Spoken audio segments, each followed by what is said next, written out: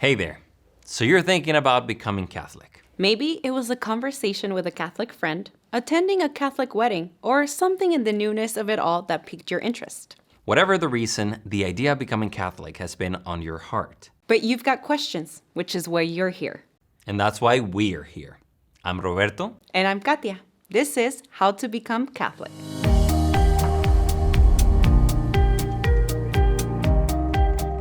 Now, before we dive in, you might be wondering if you even belong here. The word Catholic means universal. Meaning that the church is for everyone. People of all walks of life have found home and have grown spiritually in the church. The Catholic Church is meant to be just that, a home, a place to belong. That said, the decision to enter the church is very personal, and it's good that you're asking questions.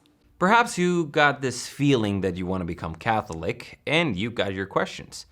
But where do you start? Luckily, there are plenty of resources and people in the Catholic Church to turn to, and you're definitely not alone. We're here to help. This first stage in the person not baptized it's called the inquiry stage. Basically, knocking on the church door and said, how do you become Catholic? This would be the first time that you might enter into a Catholic church, and you have so many questions. We do an initial conversation and see what is the situation of the person. And from there, we start walking with them. Since this may set your life on a new course, we encourage you to spend time talking to people you trust. You may also try praying about it, even if you've never prayed before. Simply asking, "What should I do?" is a prayer.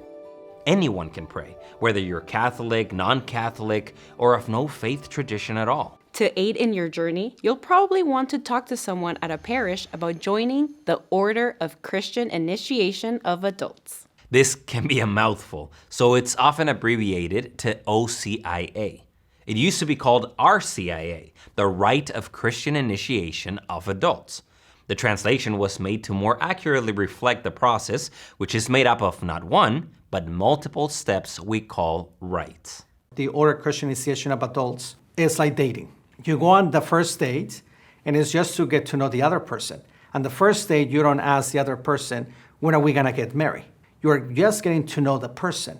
That's what we call the inquirer, the seeker. That is, the person who is interested in becoming Catholic, they come to a meeting in which they will explain what is the Catholic faith, what are some of the teachings, the basic things about the faith. So once a person says, I really like what I have been hearing, what I have been experiencing in these meetings, I would like to move forward. So the inquiry night, first night, I was in my car and I thought, this is gonna be so long. I still didn't feel immersed in it.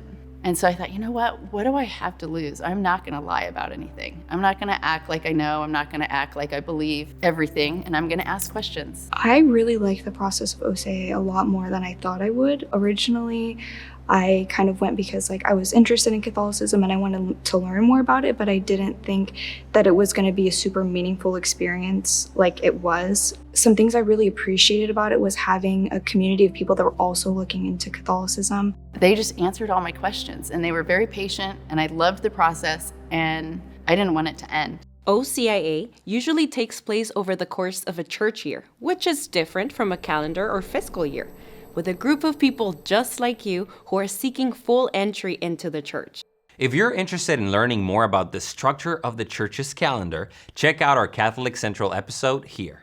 The process is rooted in sacred texts that support it, such as scripture, the readings prepared for Mass, and those found in the Catechism of the Catholic Church, which is a compilation of church teachings and beliefs. I thought I understood the Bible really well, and I thought I understood theology really well, but the Catholic theology has so much greater depth and history, and there's so much more to learn that I wasn't aware of before. While not all parishes use OCIA, and certain elements may differ from one parish to another, becoming Catholic will be similar regardless of where you are. To give you an idea of how that looks, OCIA is broken up into 4 main stages.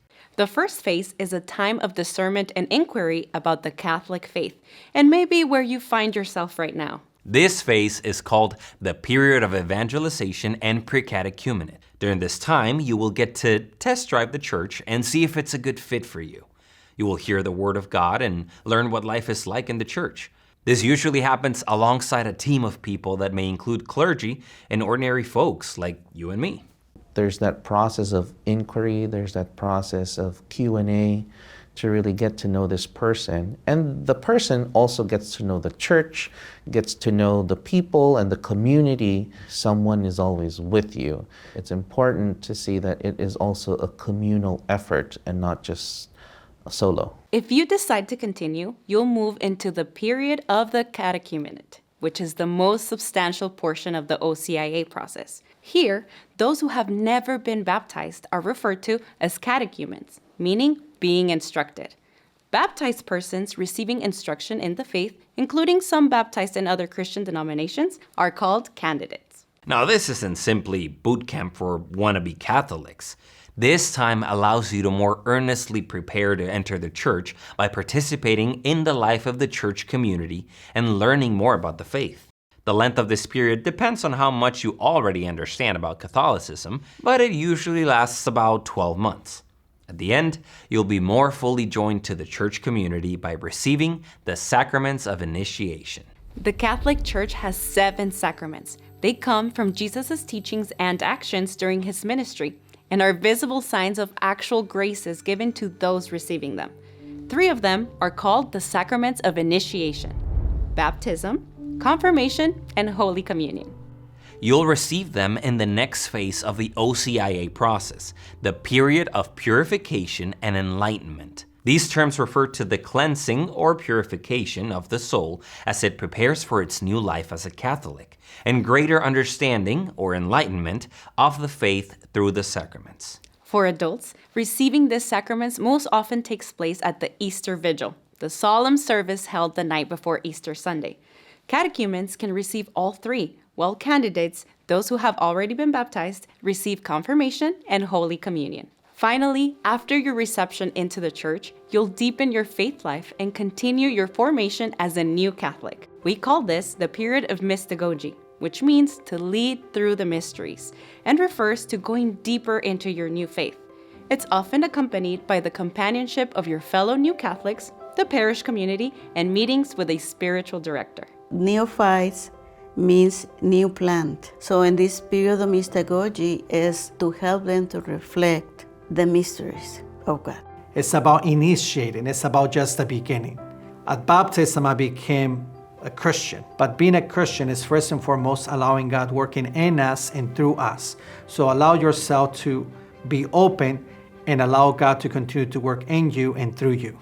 And there you have it, the basics of becoming Catholic and what the Church recommends for the process. It's important to note that everybody comes from a different circumstance, and the Church does her best to address each one individually and lovingly. If you need more answers about your particular situation, see one of our episodes addressing specific circumstances. It's also good to remember that this exact process may look slightly different from parish to parish. And since you aren't marrying one particular church community, feel free to visit multiple Catholic parishes and get a sense for which community makes you feel most at home and will be most enriching for your spiritual journey. And don't be afraid to ask questions. We've all got plenty, and the Church has a wealth of resources to guide us all to the truth. You know, I had to pray a lot to be open about it. And so for anyone who's doing the same thing, I would definitely say pray to have an open mind and, you know, be willing to go ask your priest those questions or talk to other people that are looking into it. Like, there's a lot of great things that you can learn if you're able to let go of your judgments that you've had. I found every Catholic church I've gone to be extremely supportive. Every time I've come in, people have wanted to meet me. Whenever I've had questions, people have been very quick to answer and eager to answer in as much depth as I've needed. The OCIA process in the community was, for lack of a better word, just family. We wish you all the best and hope that this has been helpful in your discernment. I'm Roberto. And I'm Katia. And if you're just starting out on your faith journey, welcome to the family.